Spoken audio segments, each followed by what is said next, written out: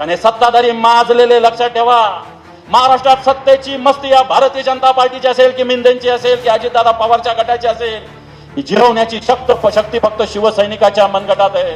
अरे तुझ्या जिंदगानीवर हा माणूस 100 दिवस जेलमध्ये जाऊन आला तरी आपल्यामुळे ताकदीनं उभा आहे, हे आपण सगळ्यांनी बघितलं पाहिजे. बाकी सोडा, निधीमुळे निवडून आले असते आणि पैशामुळे निवडून आले असते तर तुमचे विखे आणि बाळासाहेब थोरात यांना प्रचार करावा लागला नसता, एवढा पैसा यांच्याकडे आहे. खरं तर कोणती निवडणूक नाही, कोणताही प्रचार नाही, कोणत्याही मताची भीक मागायला इथं आम्ही आलेलो नाही आत्ताच्या करिता. परंतु या शिवसेनेशिवाय महाराष्ट्राचं पान सुद्धा हलू शकत नाही, हे सत्य आपण कबूल केलं पाहिजे. हिंदू हृदय सम्राट शिवसेना प्रमुख श्रीमान बाळासाहेब ठाकरे यांना मानवंदना. आजच्या या अहिल्यानगर जिल्ह्याच्या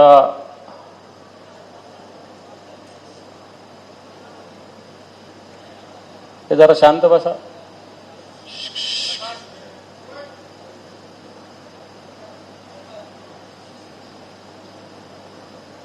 मेळाव्यास मार्गदर्शन करण्यासाठी उपस्थित असलेले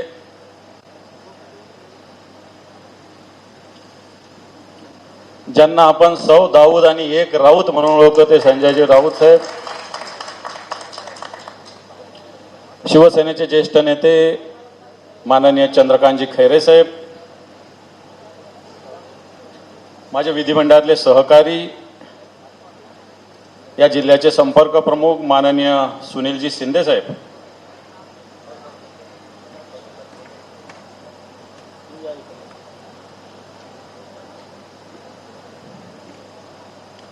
शिवसेनेचे जिल्हा प्रमुख सचिनजी कोते साहेब, राजेंद्रजी दळवी, जगदीशजी चौधरी, इथं उपस्थित विधानसभेचे संपर्क प्रमुख सूर्यकांतजी शिंदे, सचिनजी चराटे, आशुतोषजी मार्कंडे, शिवसेनेचे उपनेते साजनजी पाचपुते, त्याचप्रमाणे सर्व उपजिल्हा प्रमुख रावजी नागरे, हरिभाऊ शेळके, सर्व उपजिल्हा प्रमुख इथे आहेत.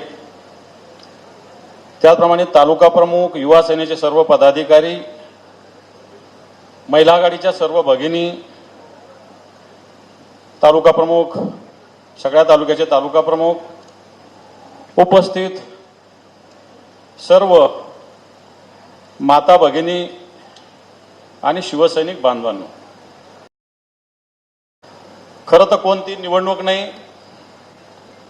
कोणताही प्रचार नाही, कोणत्याही मताची भीक मागायला इथं आम्ही आलेलो नाही. आणि आत्ताच्या घडीला महाराष्ट्रात अशा पद्धतीनं बऱ्याच वेळेस आपल्या शिवसेनेला वेगवेगळ्या पद्धतीनं काही लोक टोचून बोलत असतात.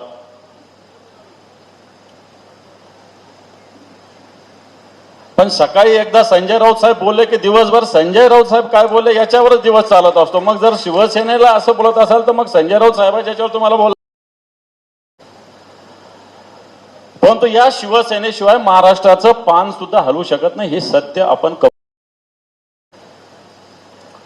खरं तर शिवसेना पदाधिकाऱ्यांचा हा मेळावा आहे. आणि आता आपल्या महाले साहेबांनी SIR विषयी भूमिका मांडली. खरं तर SIR विषयी गावोगाव शिवसैनिकांनी जागरूक राहण्याची आवश्यकता आहे. मी एकदा एक पुस्तक वाचत होतो. राहुल गांधी नव्यानं संघटनेच्या कामाला लागले होते नव्याने, आणि त्यावेळेस त्यांनी खुशवंत सिंग नावाच्या एक ज्येष्ठ पत्रकाराची भेट घेतली आणि त्यांनी विचारलं की मला संघटनेचं काम करायचं आहे, संघटनेचं काम करत असताना संघटन कशा पद्धतीनं बांधावं याचं मला जरा आपल्याकडून माहिती घ्यायची. तर खुशवंत सिंग नावाच्या पत्रकारांनी एवढं सांगितलं की महाराष्ट्रात जा, बाळासाहेब ठाकरेंची शिवसेना बघ, संघटन कसं बांधायचं आपोआप करेल. आणि म्हणून प्रवीण महालेने जे सांगितलं हा विषय काय टाइमपास नाही, हा विषय अतिशय सिरियसली सगळ्यांनी घ्यायचा आहे. जर तुम्हाला तालुक्याचं नेतृत्व करायचं, तुम्हाला सर्कलचं नेतृत्व करायचं, तुम्हाला नगरपालिकेच्या एखाद्या वॉर्डाचं नगर करायचं, तर मला असं वाटतं की आपल्याला आधी संघटना या विषयात लक्ष दिलं पाहिजे, बूथ या विषयात लक्ष दिलं पाहिजे, बीएलओ या विषयात लक्ष दिलं पाहिजे, गटप्रमुख या विषयात लक्ष दिलं पाहिजे. आणि म्हणून जे प्रवीण महाले साहेब सांगत होते ते हे सांगत होते. आणि म्हणून अशा मोहिमा नेहमी होत नसतात. 22 वर्षानंतर SIR मोहीम होते.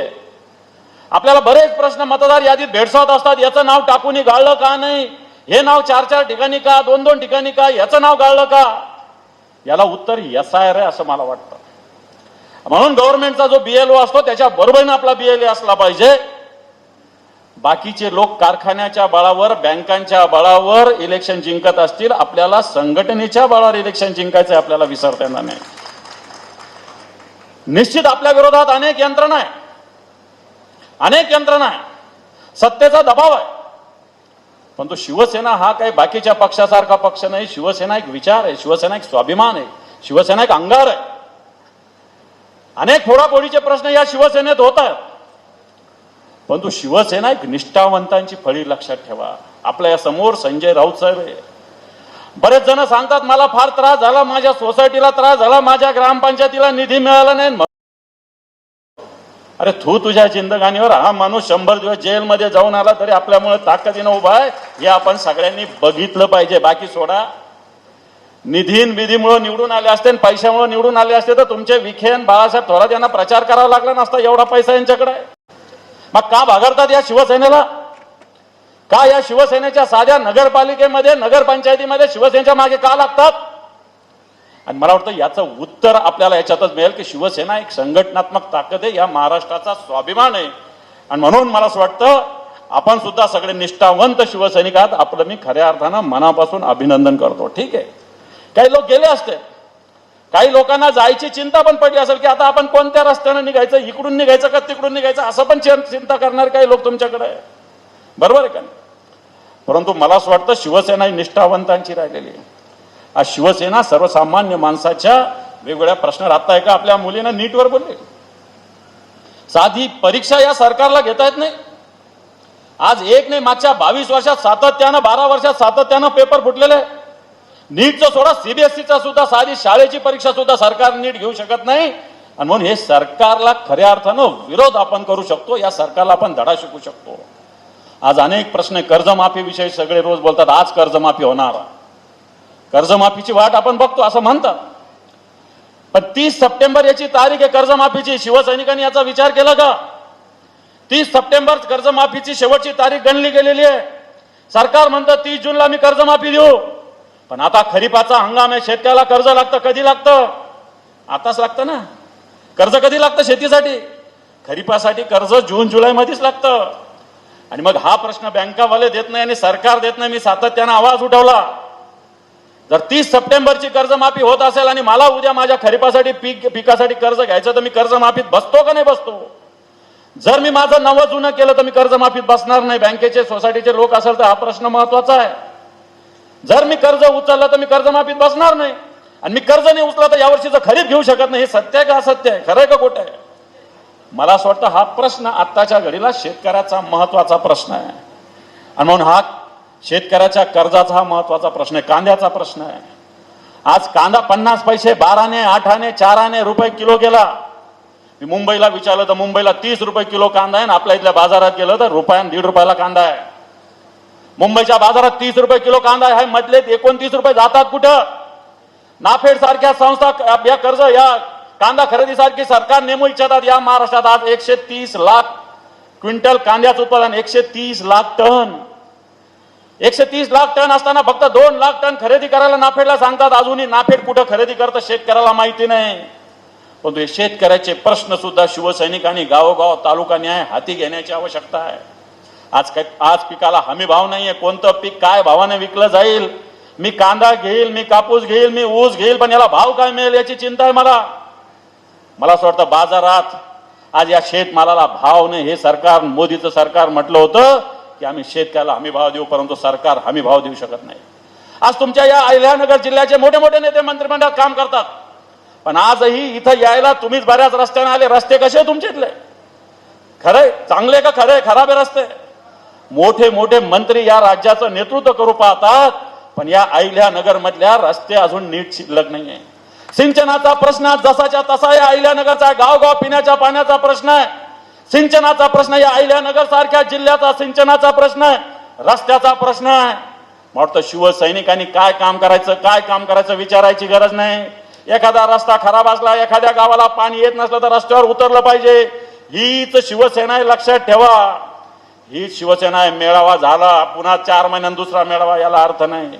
मात्र येणाऱ्या काळामध्ये अशा पद्धतीनं आपल्याला उतरायची आवश्यकता आहे.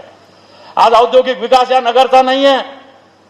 या नगरमध्ये इंडस्ट्री नाहीये. ज्या इंडस्ट्री त्या बंद करण्यासाठी नगरचेच लोक प्रयत्न करतात, अशा प्रकारची स्थिती आहे. आणि म्हणून बांधवांनो, या नगरच्या प्रश्नाविषयी, अहिल्यानगरचं नाव तर अहिल्यानगर झालं, अहिल्यानगरचं झालं, परंतु याच अहिल्यादेवीचा पुतळा काशीला भारतीय जनता पार्टीच्या लोकांनी कसा तोडला जाऊन बघा. अहिल्यादेवी नाव देता, परंतु या अहिल्यादेवीचा काशीचा पुतळा कशा पद्धतीनं या भारतीय जनता पार्टीच्या सरकारने तोडला. अहिल्यादेवीच्या नावानं यात्रा काढता, परंतु या अहिल्यादेवीच्या होळकरांचा विचाराचा अपमान सुद्धा हे भारतीय जनता पार्टीचं सरकार करत आलेलं आहे बांधवांनो. आणि म्हणून मी आपल्याला सांगेल की येणाऱ्या काळात शिवसेना संघटना बांधणी ही महत्वाची आहे. राजकीय शेतकऱ्यांचे प्रश्न हाती घेणं महत्वाचे. मला वाटतं हे प्रश्न हाती घेऊनच आपण लढू. आज या राज्यात कायदा सुव्यवस्थेचा प्रश्न आहे. माता भगिनी, या राज्यात सगळ्यात जास्त मुली बेपत्ता होण्याचं प्रमाण या महाराष्ट्रात सगळ्यात जास्त या महाराष्ट्रात आहे. महिलावर अत्याचाराचं प्रमाण या महाराष्ट्रात आहे. पुण्याला काल परवाच्या दिवशी विषारी दारू पिऊन 25 लोक बळी केले. म्हणजे मग मुंगळ्यासारखे आणि मुंगीसारखे आणि धुरळासारखे आज लोक मरतात, सरकारला काही घेणं देणं नाही. आणि म्हणून बांधवांनो, या सगळ्या विषयावर शिवसैनिक म्हणून आपल्याला आवाहन करतो की येणाऱ्या काळामध्ये आपल्याला मोठं आव्हान आहे, मोठे आंदोलन उभा करावं लागतं. या सत्ताधाऱ्याला दे माय धरणी करा, दे माय धरणी. कारण हे सत्ताधारी माजलेले, लक्षात ठेवा. महाराष्ट्रात सत्तेची मस्ती या भारतीय जनता पार्टीची असेल की मिंदेंची असेल की अजितदादा पवारच्या गटाची असेल, ही जिरवण्याची शक्ती फक्त शिवसैनिकाच्या मनगटात आहे. आणि म्हणून शिवसैनिकाचं मनगटात मजबूत. साईबाबाच्या भूमीत साईबाबांना सांगितलेले श्रद्धा आणि सबुरी, या शिवसेनेवर श्रद्धा ठेवा आणि सबुरी ठेवा. येणारा काळ हा शिवसेनेचाच आहे, भगव्याचाच आहे, लक्षात ठेवा. आणि त्या हेतूने आपण येणाऱ्या काळात काम करण्याचा संकल्प या मेळाव्याच्या निमित्तानं करा, अशा प्रकारचं आवाहन करतो आणि थांबतो. धन्यवाद. जय हिंद, जय महाराष्ट्र. अंबादास दानवे यांनी दोन्ही शिवसेनेबाबत मोठा विधान केलाय. दोन्ही शिवसेनेनं एकत्र यावं असं बऱ्याच वेळी वाटतंय. अंबादास दानवे यांनी म्हटलंय की शिंदेचा गड संपवण्यासाठी भाजप काम करत आहे. बाळासाहेबांच्या विचारांनी आणि उद्धव ठाकरेंच्या नेतृत्वाखाली असलेल्या शिवसेनेला कोणीही संपवू शकत नाही, असंही अंबादास दानवेंनी बोललं आहे. ते संभाजीनगर येथे प्रसारमाध्यमांशी संवादही साधत होते. अंबादास दानवे म्हणाले, आम्ही भाजपसोबत सत्तेत असताना ज्या विधान परिषदेच्या जागा शिवसेनेकडे होत्या त्या जागा शिंदे गटाला मिळवता आल्या नाहीत. छत्रपती संभाजीनगर ही जागा शिंदे गटाला मिळवता आली नाही. सदस्य ज्याची जास्त त्याची जागा असं गणित लावलं तर रायगडमध्ये शिंदे गटाचे सदस्य अधिक आहेत. तिथे राष्ट्रवादी काँग्रेसला जागा कशी सुटली हा प्रश्न आहे. परभणीत अजित पवारांच्या राष्ट्रवादीचे जास्त सदस्य आहेत तर तिथे शिंदे गट लढतोय. याचा अर्थ सोयीचं राजकारण सुरू आहे. मोठा मासा छोट्या माशाला गिळतोय तसे हातपाय आणि नंतर मुंडकेच तोडण्याचं काम भाजपकडून शिंदे गट आणि राष्ट्रवादीबाबत सुरू आहे. शिवसेना संपली पाहिजे हेच भाजपचं टार्गेट आहे. शिवसेना ही भाजपला दुश्मन वाटते. गद्दारी करणाऱ्यांना हे हळूहळू लक्षात येत असेल. जुन्या शिवसैनिकांना याची खंत वाटत असेल.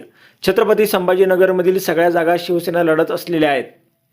25 ते 30 वर्षापासून शिवसेनेचा ही जागा लढत आली आहे.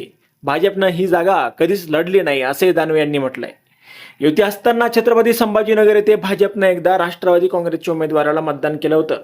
भाजप अशा पद्धतीचं राजकारण आधीपासून करत आली आहे. शिंदेचा गड संपवण्यासाठी भाजप काम करत आहे. बाळासाहेबांच्या विचारांनी आणि उद्धव ठाकरेंच्या नेतृत्वाखाली असलेल्या शिवसेनेला कोणीही संपवू शकत नाही. दोन्ही शिवसेनेनं एकत्र यावं असं बऱ्याच वेळी वाटतंय, पण मला एकट्याला वाटून फायदा नाही असं दानवेंनी स्पष्ट केलंय.